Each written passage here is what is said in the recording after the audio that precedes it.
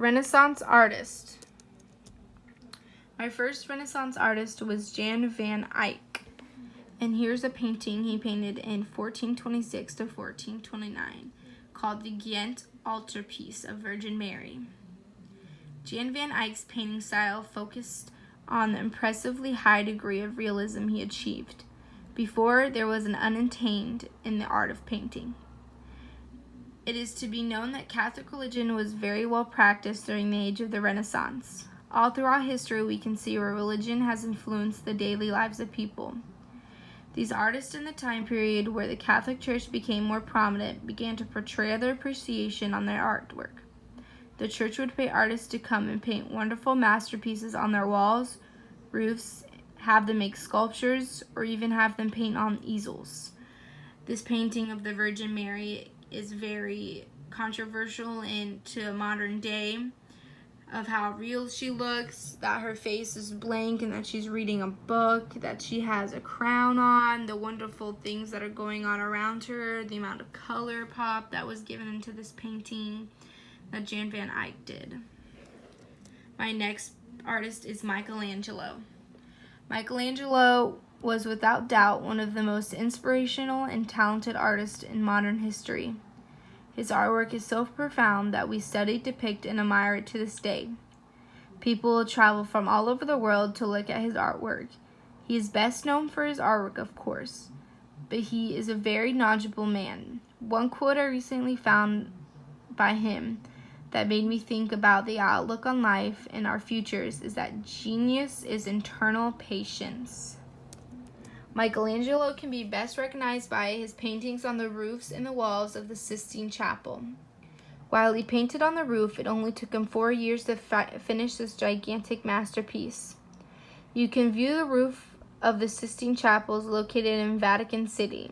Pope Sixtus decided that he wanted to change the buildings and commissioned 2 artists to paint the walls and the ceilings of the buildings.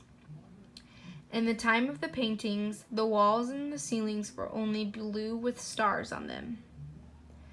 In 1503, the new Pope Julius thought he would change how the Sistine Chapels had looked and commanded that Michelangelo be the artist in command to change the ceilings and the walls.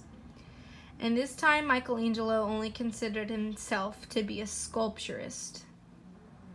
But when he took on the task of painting this, he painted it with such grace. There are many scenes that will be located within the painting.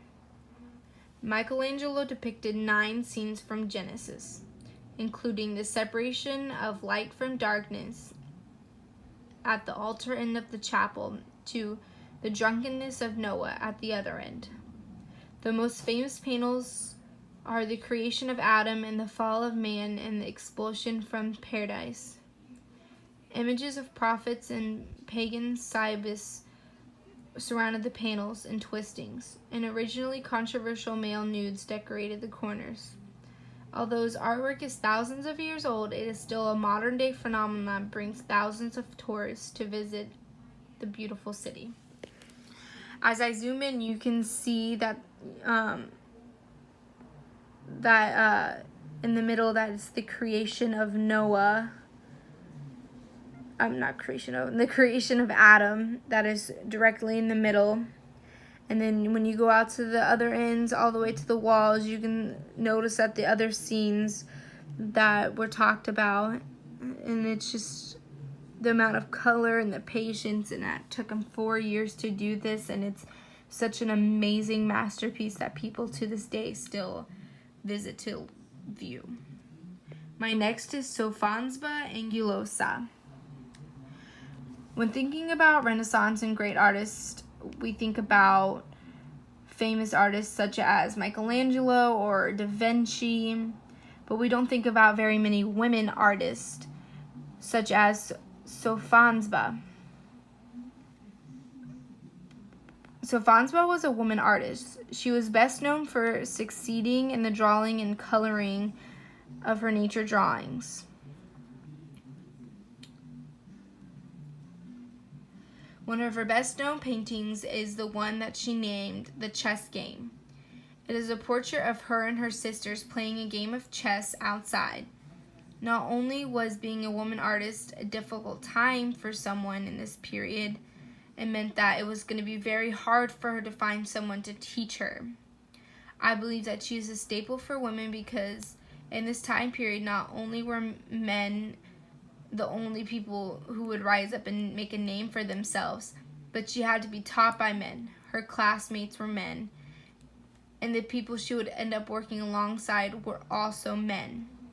So Fansba should be more revered today, but not only for her art, but for paving the way for future women artists. My next is Ben Jonson.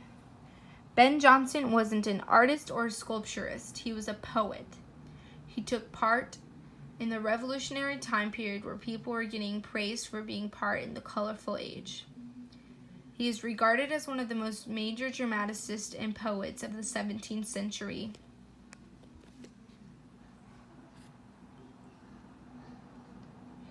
In 1589, Ben Jonson wrote what can be considered the first great play, The Name of the Everman and His Humor.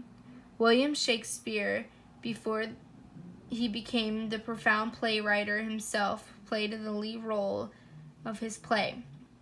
Although Mr. Jonson was a great poet and playwright, he was also a very violent man in his lifetime. He was on trial for murder and spent weeks in jail for murdering someone in a duel. Ben Jonson died in Westminster on August 8th, 1637. Many people attended his funeral, and he is regarded as one of the most major dramaticists and poets of the 17th century. All three artists play a major role in the shaping of what the Renaissance time period had to offer, whether it was painting, artwork, sculpturing, or even poetry. All artists contributed to what people study today.